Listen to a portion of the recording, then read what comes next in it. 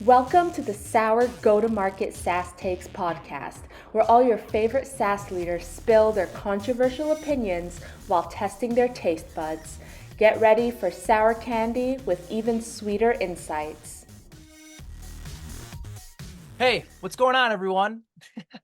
I'm Jason Hassenberg, and you are tuning into the Sour Go-to-Market Sour SaaS Takes podcast.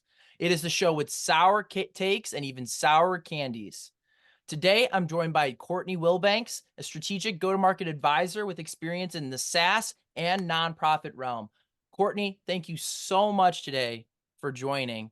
I just want to thank you. We've been in contact over the last couple, last couple months, maybe even a year now. And I'm just super excited to have you on the show. Are you ready to take the sour plunge? I'm kind of scared, but I'm ready. Let's Let's do do it. it. Sour take number one. Okay. I'm going to be trying the sour popping candy first. I'm going to have to open that. There we go. 3, 2, 1. Sour take number one. Partnerships that make you pay money to collaborate in the market is not a partnership. That's sales. This made me laugh because I totally agree with you on this. So I want to give you the mic to really dive into this sour take. Yeah, so I think it's really interesting because we're seeing partnerships really develop in the market right now. And it's kind of a sneaky way to get sales in. Yes, partnerships is put into place to drive top of funnel sales. However, when somebody reaches out to me and says, "Hey, I want to collaborate with you and feature you on my podcast. By the way, you have to pay me $15,000 or X amount of money to be featured." I'm like, "Hi, that's great. However, why would I pay to be featured on a podcast or to collaborate in the market?" Um, it's very interesting to me to see that area of partnerships really develop. Yeah. Um, because sometimes it depends on who the person is, sometimes, or the company or organization. Sometimes it's not really done honestly, and it's reflected into the market as they are going in and they are developing a true partnership program. Yeah. But then it builds lack of trust, because and that's what partnerships are put into place, to build Yeah. trust in the market. Yeah. And then people start talking about, like, "Oh, I would never collaborate with them because this one time they reached out to me, super excited to collaborate in the market, and asked me to pay them $3,000 to get featured on a post." Yeah. Which, It doesn't make sense. And let me just say, like, from 2 years ago, I remember when partnerships was really just coming to, and there were partnerships, don't get me wrong, but like the partnerships in a sense of like marketing partnerships, doing white books, doing, one pagers, webinars. But then there was when I was on my head of sales hat, and I was telling my BDRs, and I'm not saying this is the right thing, but I was telling them, hey, instead of framing it as like, hey, let's jump on a call and I want to sell you something, we were using the word partnership. We want to partner with you, which it is really slimy when you think about it. When you're phrasing partnerships, sales in a way that you're trying to partner, maybe you don't have product market fit in the first place. yeah, and it's also too just a way people don't like that and they don't trust it. Yeah. Um, and I'm going to pull a Amy Volas quote out right now. It's a big, small world out there, so really be careful with how you externally present collaboration. Yeah. And when you're asking people to do business with you or to collaborate with you, make sure it's a mutual effort, but also be honest in your pursuit. It's Yes. with honesty. Yeah. And there's nothing worse than taking a call for 30 minutes just to get sold to, right? Like, I think I've talked to so many different influencers, so many people who are in partnerships realm who, and this just happened to me the other day. I was at an event and somebody was like, "Hey, let's do a partnership," and then they were trying to sell me today, and I looped in my CEO, and I was like, and I had to loop him out. I'm like, "Hey guys, this isn't a sales. Like, this is us trying to partner, so I just don't want you to move me down the pipeline in a way that you would normally a salesperson would, right? Yeah, and I think the number one way to avoid that is just stop and pause and ask somebody. So I would love to know, what does partnership mean to you? And when you say you would like to collaborate with me, can you please explain what that means to you? And just say, I have very limited time and bandwidth. I don't want to waste anyone's time. So just like to know what you're thinking. And typically that's when people will essentially tell themselves. What do you for people pleasers out there like myself? I'm a people Okay. pleaser and I can't I, say no to anything. And I usually have to say no to a lot of things because of that reason. mhm. What would be the advice there for the people pleasers in the room listening? I'm also a recovering people pleaser, and I think that it is just understanding your true bandwidth and creating priorities for yourself and just saying no. Yeah. I've had to do that time and time again. I mean, I have people that ask me for my calendar all the time, which is interesting because I'm like, yay, I would love to connect with you. However, now I'm pushing it back to I have time in June, Yeah. right? And it's April. Yeah. Um, and it's because I have to honor my mental health space, but also understand that not every call is urgent. Yeah. And if it's something I urgently need or somebody I want to urgently connect with, I can make the time and space. But if it's someone who wants to pick my brain or wants to collaborate, if they're not able to expand on what I'm going to get from the conversation, then I push them out. I love it. That's actually really, really great, like, rules to abide by. And I'm gonna take that later on and abide by those myself. Because when you do start to move up the ranks, people are starting to follow you and see it's a weird reality for people to just want to spend time with you on a camera for Mhm. no reason, right? Yeah, and I have a lot of priorities I've set in place for myself personally lately, Yeah. and I have to be very strategic and very careful as to who I let in to my mental headspace, especially now. I feel like SaaS is a very interesting place. There's Yeah. a lot of people, but there's equally about, and this is a really, really hard realization I'm coming to terms with. About 90% of people out there aren't who you think they are. Yeah. And so I have to really protect myself and my mental headspace and just Yeah. foregoing conversations to a later date. Yeah. Works No, for I me. love it. Yeah, there's certain people out there are givers or takers, I like to say, and I always like to be around the people who are givers, right? Who and I'm a giver myself, and when you're a giver, things get given in return. You don't have to ask. And so that's a red flag for me if there's somebody that's constantly asking for something and never providing any value. Hmm. All right. Sour take number 2. Courtney, that was a great job by you. No struggle there. Let's move on to crybaby tears. I'm going to try all 4, so you can do as many as you want.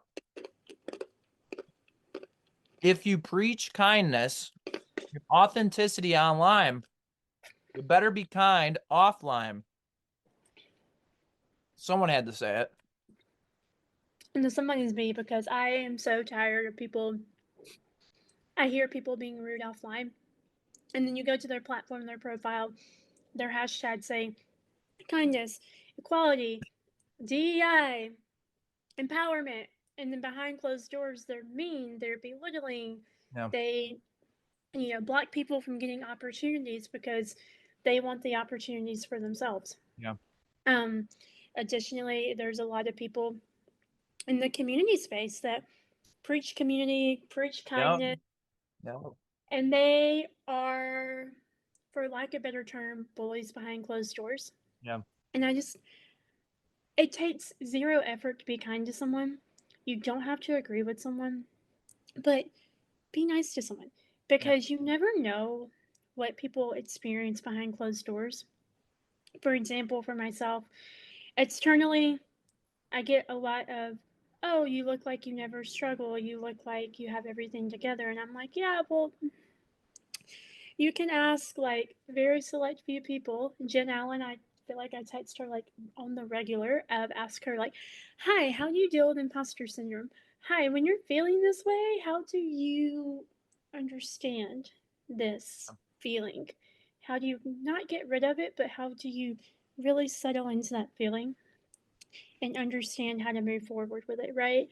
Um, and I think it just takes, everybody has different lived experiences. So taking your experience and your pride and your following and whatever bullshit you feed people externally to get them to follow you, to get them to like you, to get them to really engage with you, keep in mind that there's somebody who actually lives out those values Yeah. externally that doesn't have the following, and that person might be looking for a job. Yeah. They might be struggling in this job market. They might be struggling to get people to notice them in the application process. I've met those people, and I think that it's just equally as important to elevate them too, not just the same old. Yeah, and I think that's the issue with LinkedIn in many ways, right? And I'm Mhm. not saying, I mean, of course they're gonna, post and surface the leaders who have a following on LinkedIn because that's what the algorithm says. But I always appreciate when I'm scrolling down my feed and I see, and this they do a decent job of this of like every 5 posts I see someone's new who I've never met before who has an Mhm. interesting post, right? Um, that I go ahead and connect with. And I think if we all here on, in this community can like really try to focus on building those relationships out, not just focused on, oh, this person has 500,000 followers, I better connect with them and build a relationship because of that, but instead approach it more authentically and say, hey, I just love what your views are. I love what you're saying. Can we Mhm. be friends? That seems to be more authentic than any other way. I think authentic is becoming a buzzword, and I really Yeah. don't like it. I don't like it because it really hinders the value of the word. Yeah. Um, Especially, and it's so interesting because I've met so many different people who are interviewing, and there's a few people out there that are, I would hire in an instant. I would love to work with them. I like how they view things, I like how they work. Um, I've stayed in conversation with them and I've, asked them different questions and different viewpoints, Yeah. and they're struggling. And then Great. there's equally amount, someone who has a large following who I've connected with, and that person has like 10% of the business acumen of the person who's been looking for a Yeah. year. And that's why, especially in the job market, whenever people reach out to me and be like, hey, I'm hiring for this role, I try to send them people who have been struggling but also have the business acumen that the hiring manager is looking for. And Yeah. I'm like, hey, this might not be someone who has a large following. However, I really think that you'll enjoy how they work because of XYZ. Yeah. Would love to foster a connection. I know that they've been looking for a while. It's almost more deeply rooted in companies trying to identify those influencers who can also do the work, right? And Mm-hmm. there's almost more of a leverage, like there's more of a target on finding influencers that could like be in your that could work in your company. Like I use me as an example, right? Like I'm not well followed, but I started my podcast and all of a sudden a month later I have a job. It just seems weird in a way. Whereas when you get Mm-hmm. that following, right, then jobs and I've been offered more, but it's like, why? Why is it now compared to I'm no different than who I was 5 months ago, right? So And I think too, it comes from the free marketing dollars, right? yep, yep, Because once your voice is elevated, you become free marketing dollars. true. It's really interesting because now in larger organizations, random people will connect with me, and it's funny because Kyle, I love you and I adore you. They're like, I love how much you make fun of Kyle AC, and I'm like, I'm like, if I could be known for one thing, it's, piggybacking off of Jen's trolls to Kyle and making the jokes of, hey, you need to be nice to your sister. Which I, lo- Kyle, I love Kyle and Jen and Leslie, the whole group. It's just the Chicago group, I like to call it. oh my gosh, You're part of yes. it. It's so funny because I feel like when I connect with someone from Chicago, I instantly know I'm going to love them. We don't have time for, I really do. I think, and this, it could be total bias, but we don't have time to bull crap or bullshit, right? Like if we like you, we're going to spend time. If we don't, we're just going to move on because there's so much going on. It's that fast paced work style, I think. And the Mhm. only other place I can think of that does this is and maybe they're a little bit more rude about it, is New York, where they're like, all right, get the hell out of my face. Let's move on to sour take number 3. This time it's going to be the Warheads Extremely Sour. Here we go. Oh, Cheers. Sour take number 3. Get a mentor that disagrees with you because it will teach you a new perspective and the art of understanding both sides of the situation. We touched base on this a little bit when you covered when you're talking about Leslie, but I'll give you full range to why is this a sour take of yours? Why is it so important that we should really find mentors that are different than us? I think it's so easy to gravitate towards people who think, look, and behave like us. Yeah. And it causes us to stay in that same pattern of thinking. We've also grown into a society that's pretty sensitive to feedback. Yeah. And pretty sensitive to feedback that isn't what we want to hear. And sometimes the best and the largest opportunities for growth come from someone saying, hey, I love you. I know you didn't mean it like that. Yeah. Here's what other people are saying about it.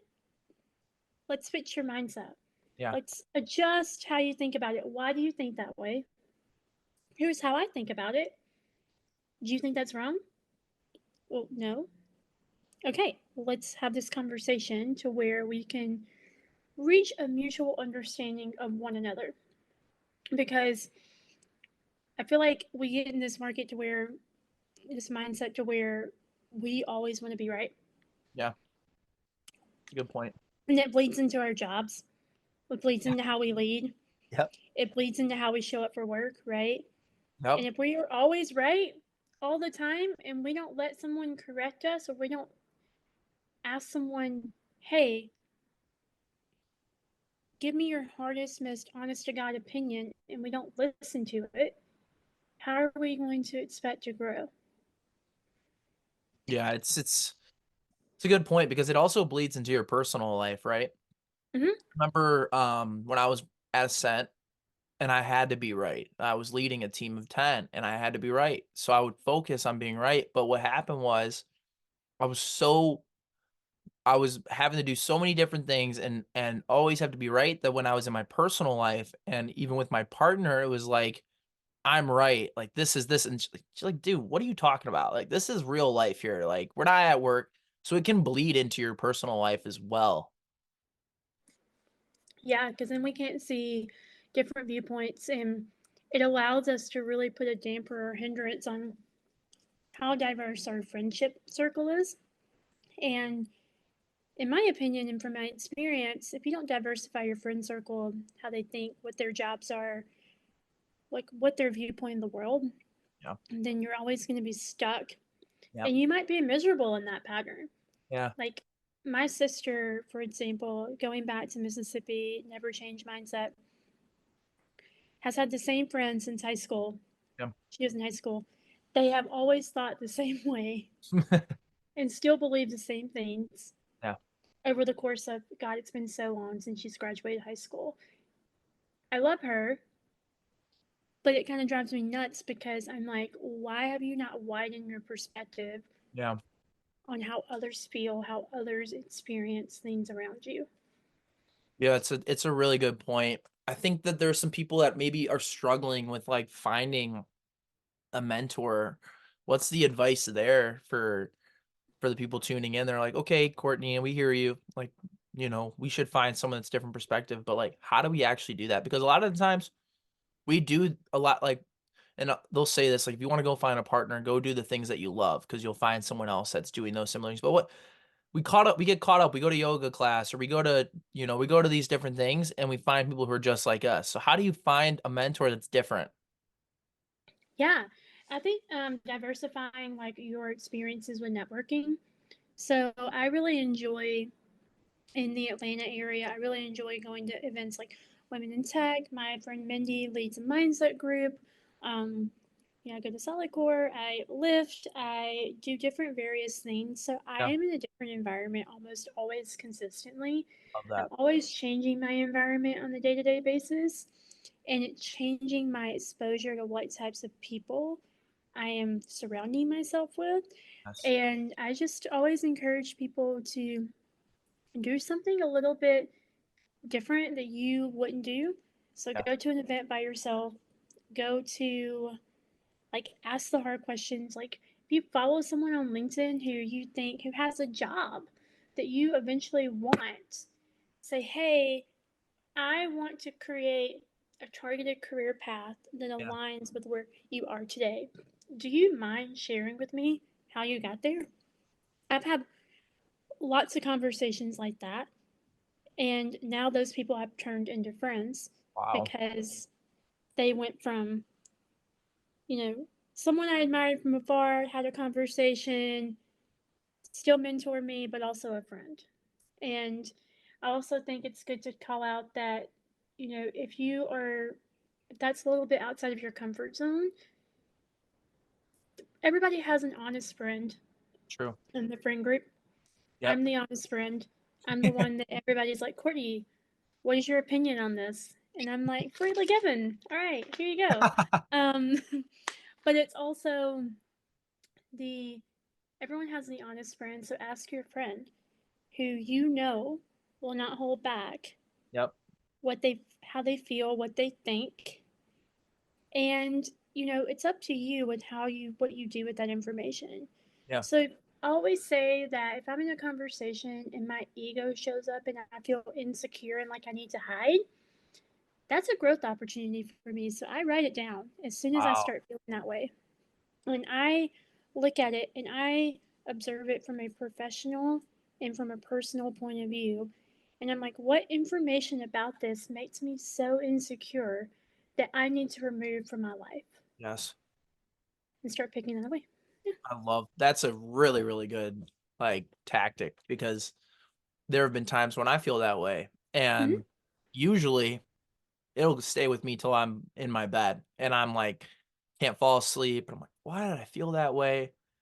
And I think writing it down, being more intentional about it, allows Mm-hmm. us to wake up that next day and to actually do something right Mm-hmm. about that.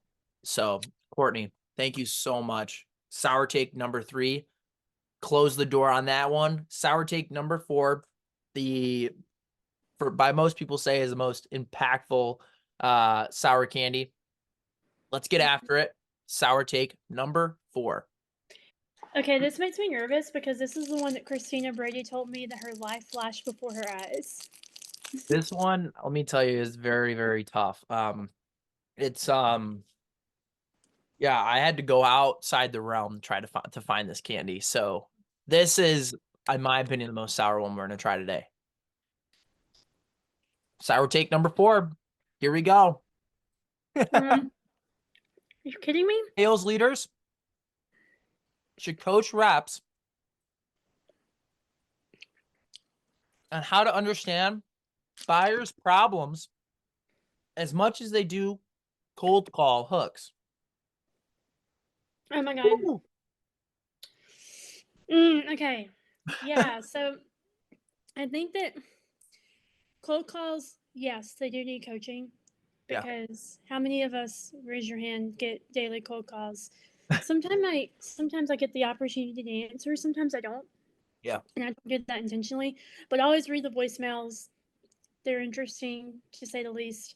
Um, but a lot of times when people cold outbound me, they completely miss the mark. I would like to think I put myself out there. I'm really good at putting myself out there, Mm-hmm. but sometimes people just completely miss the mark. Yeah. And whenever we're selling, I think that a lot of times we're always, always, always coached on what's the pitch, what's the pitch, what's the pitch, what's the pitch. And it's like, okay, but how do you understand a problem? Yep. Why is it a problem? And how can you fundamentally work backwards to break down that problem to help the person understand that you're speaking to, or understand if the person that you're speaking to has that problem Mm-hmm. and uncover why it exists? Because a lot of times we get so wrapped up in, it's kind of like what Jen Allen always says, learn problems, not products. Yes. And it's kind of that mindset of like, we get so hell bent and concerned on what our product does, what our product does. And then we, like, when it comes down to it, when we're selling into a business, especially a complex and strategic sell, Yeah. you have to get outside of the four walls of your own thinking. So you have to understand the business as a whole. Great, your product does X, but how does it lie in the areas of, um, sorry, let me read that. Okay, but where does it lie within the prioritization map of who is going to be responsible for buying your product, right? Yes. And how does it help support the problem at hand? But also, whenever you're looking at it from an implementation standpoint, what's the implementation load going to be? Does it actually layer into what they're currently using? Especially from an enterprise sale, I feel like I see a lot of Series A companies out there. They're like, we sell into enterprise. And I'm like, no, you don't. And they're like, well, we do. And I'm like, okay, you do. But from a customer perspective, an implementation perspective, from a compliance perspective, from a procurement perspective, your product's not going to last very long in an Yeah. enterprise environment.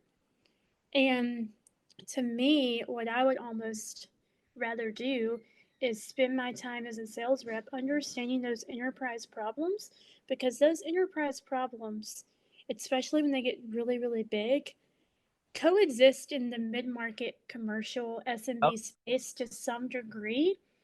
Look for the direct reflection of that, and then go into the SMB mid-market space, test and develop your product and develop it over time, and develop those relationships in the enterprise space. Don't be the person that promises the moon and stars to an enterprise company, especially a global enterprise company, Yep. and then you're known as the rep from this person you might want to reach out to about a job one day that sold them an empty promise, and they're going to remember that. Oh yeah, they are. Oh yeah. I've had that happen to me. And not that I've had control over the product, but I mean, when you're put into a position as a seller and you have a quota hit, sometimes, and this is all about being kind, right? Mm-hmm. It's back to that, but it's like, sometimes it's like, oh damn, I need 50K in the door to hit quota, or I'm going to be on a pip, let's just say. So you'd rather push that sale through when you shouldn't. You shouldn't. Yeah. And I think it goes up to understanding, right? Because when you actually do understand true business problems and how to pair a solution with them, and the honesty and the integrity that reflects in your conversation does help with deal velocity. Yes. And a lot of times, when you have those conversations, those honest conversations, while moving someone through the funnel, those transparent conversations, as Ty Capone would say, while you're moving someone down the funnel, then you are able to build their trust. And Yes. turns out a lot of times people will buy from you if you lack one or two specs that they're looking for, just because you were honest with them about what your product can or cannot do, because they do not feel like other reps are giving them that same Yep. service. Oh, so true. I mean, time and time after again, and this is something we're doing right now at Sales Intel. It's like, we're just starting to sell enterprise because we knew for 6 years we didn't have the capability, we didn't have the implementation to do so. And so like being upfront and honest and turning those people away who maybe wanted to do a demo and waste an hour of their time, right? Like, hey, we're just being upfront. We're not your fit right now. Now, years from Mhm. now, maybe, but we just want to be upfront and honest. So I think that just it comes down to really, like you said, these reps being coached in a different way, and leading with, I think is the most important part is what does the buyer, experience? What are they experiencing? What are the problems that are facing? Mhm. And I'd love to call into this conversation intent data. Um, Mhm. a lot of people are it's a buzzword, right? I mean, let's be honest. Everyone's saying intent data, this intent data, that. Now, there's a Mhm. way to use it to help, and there's ways to use it to be really like not hit the mark at Mhm. all. So, Mhm. what's a way that you've seen intent data be used that actually works? I think it all aligns with how you're actually mapping intent data Yeah, and how it aligns with all your marketing processes. yeah, Because a lot of people take Mason Cosby talks about this all the time. A lot of people use a means of intent data to fix an ABM gap yep, whenever ABM should be put into place before you utilize intent data, yep, because you have to understand your raw data in order to understand what data is going to properly convert. yeah, So I think that's the biggest thing is always analyze what your mapping looks like and how it's going to move through the funnel. And a lot of times people, you know, I had this experience before. There was someone who was building out an ROI calculator on our for a company, and the manager, one of the managers from the West Coast was like, "Hey, Court, um, this person's on our website, blah blah blah." I go to the person's website, like LinkedIn, they're a project manager, and I was like, "This person is not our ICP. yeah, Like, y'all, we sell cyber. I'm not wasting this poor person's time, even if it's for like a check, right? To yeah, get that yeah, yeah, yeah. extra accelerator, $350. Like, I'm not gonna do it." So I messaged the person and I was like, "Hey, by the way, I saw we were on our website and you clicked this. We have mapping and intent data mapped to our CRMs. I know you're not a qualified buyer. Just wanted to verify." She's like, "Oh my God, no. Can you please delete it?" And I was like, "Yes, I will go remove you from the funnel so you get a million sales calls." Yeah, exactly. And Just that's the wanted to confirm honesty with you. though. Who knows? She moves down 10 years from now. She could be you don't know where people are going to be at in the network. It's such a small space. She could, like you said, could be a friend later on or someone that could be a hiring situation. It's like, oh my God, Courtney actually was so honest with me. Or it could be she could be a potential buyer one day. Well, the funny thing is, she actually referred me to a couple of companies Wow. from that one interaction. She was like, "Oh my gosh." She was like, "Thank you so much." I messaged her back and was like, "Just confirming that I've deleted all your information from our CRM," and like did like a screenshot, removed all the other CRM stuff to where she couldn't see anything else, any other names. But I was like, "Just confirming that you have been properly deleted so you can ease your mind." She was Wow. like, "You have no idea how many times I do these website builds and reps just blindly reach out to me without even noticing, like going to my LinkedIn or just noticing, like, hey, she is not our prospective buyer." Yeah. There's this whole concept like speed the lead, which there's a lot of data that agrees that it is like you have to be fast on these inbound leads. Mm-hmm. But what I'd love to see is data on the speed to leads where people actually identified this is a good fit and they take their time, leaders who do that versus leaders who just, oh, it's inbound. I'm gonna put them into a scheduling link, send a scheduling link right away, and the quantity, yeah, they'll have more quantity meetings, but the quality of them are going to be drastically, and then their AEs yelling at them, why are you setting up these crappy meetings? And right, you're spending your time on wrong accounts, wrong prospects. All of a sudden you can't personalize. You can't be that kind person anymore because you're behind quota. You're doing all the wrong things, right? And so it's like just set yourself up for success, right? Yeah, and I think that is a perfect segue into Yes, it is. sour take number 5.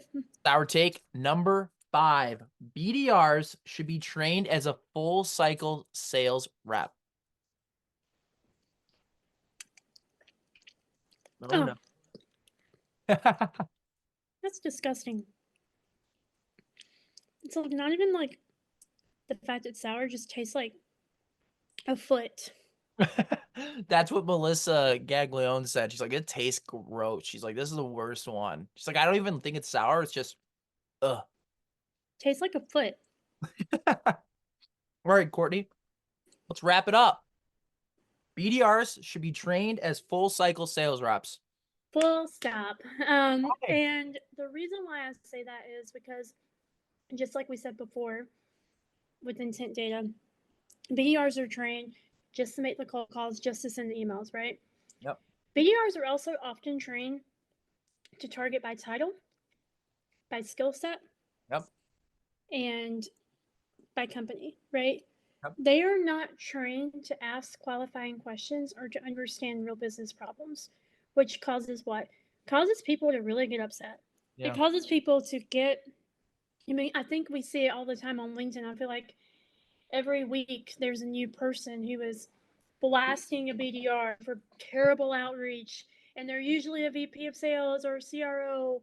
And I literally want to say, I bet I could raise my hand, go into your organization, fill out a form, and get the same type of outreach. Yes. Because you are not So true. you're not putting the expectation that BDRs should understand how to really go deep with their prospecting efforts. And I say that too, it's because, you know, there's such a wide gap between when you're a BDR and when you're an AE, right? Yep. The biggest response that a lot of BDRs face is, oh, all you did was set meetings. You're just a BDR. Because from an external point of view, it's all you did was call people, all you did was email, all you did was book meetings. I bet those meetings did not even convert to true revenue, right? Yep. So whenever BDRs reach out to me and they want to go into the AE position, I will always ask, okay, how did you contribute to revenue? Yeah. And if they can't answer it, I'll say, okay, go back, do some internal analyzation, figure out how you contributed to revenue. If you can't appropriately map that out, start asking your AEs for tasks to help them close deals so that you at least have an idea as to how to move someone through the funnel, right? Because BDRs are, if they make it to the AE role, there's a significant gap of how long they last. Yep. I think the typical tenure I was looking at is like 6 months in an AE role, freshly minted BDRs, hot off the press. Yeah. And a lot of it is like, okay, well, you take someone whose sole job was to literally prospect in a really shitty way, to only call and to only email and to only prospect by title and to go into freaking LinkedIn Sales Navigator and type skills, which by the way, I have AWS cloud skills. The amount of people that reach out to me and say, hey, I'm looking for engineers like you to test this product. And I'm like, hi, I'm not an engineer. I have no idea what this product is. Like I can intelligently probably speak to it if you give me a little bit of feedback as to what it does and how it could be valuable in the market. But I'm not your end user tester. Yeah. Wrong. And I know exactly what they're doing. They're going into Zoom Info and they're segmenting by skills, they're segmenting by title, they're segmenting by experience, and they're sending out mass emails or mass MLs because that is how they're taught to prospect. Yeah. And then we push them into AE roles, and then we expect them to close. And closing is a little bit more complex because you have to know where their holes pre-exist in a deal, how to cover those holes in a deal, how to run towards risk, how to understand real business problems, how to pair a solution with business problems, how to effectively articulate business acumen. But yet we're not teaching them that, and we're not prioritizing that in their training when they first enter the company. It seems really backwards to me because we're just stalling a lot of people's professional and personal growth and development. And then I see it very common, especially in tech. people will be BDRs and they've been BDRs for months at different companies, right? And it's the same old story of, I made a lot of cold calls, made a lot of deals, I set a lot of meetings. I'm like, okay, well, how many of those meetings converted to revenue? Yeah, yeah. You're so right too. It's because I started off as a BDR, and that it's like unless you really, and luckily I was in a startup where it was like, hey, like you're basically, not that I was an AE, but I was seeing these deals whether they were closing or not at a very very like visual level. While you're in a bigger organization, you don't always get that visual, and you also don't have as much of it. Not saying that you don't have an impact, but when you have 100 other BDRs who are also doing the same thing, if you're missing your number, it's not as big of a deal as if you're at a startup and you're the only BDR and you're missing your number, right? Mm-hmm. And I think too, it's also, this is a great opportunity for reps to really become peers in their prospective buyer's market. My favorite thing and the biggest growth and learning opportunity I really took to whenever I was in cyber was I just raised my hand and said, hey, I don't understand this. Can you please help me understand? I promise I won't pitch to you. And I started getting invited to people's keynotes. I started getting invited to private conversations, into different groups where people were collaborating, and I could really understand like the full business structure of cyber, Yes. where the problems actually lie within cyber, what people were actually prioritizing, what people actually cared about, people's strong opinions, if not. And I was able to build my, outreach method using that information. And it became more of, I was sitting like a fly on the wall and learning and understanding from my prospects. And it became a much more enjoyable experience because I wasn't showing up like,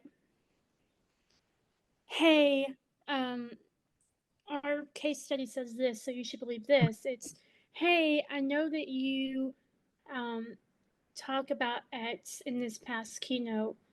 I'm curious, have you ever considered looking at it from this point of view, right?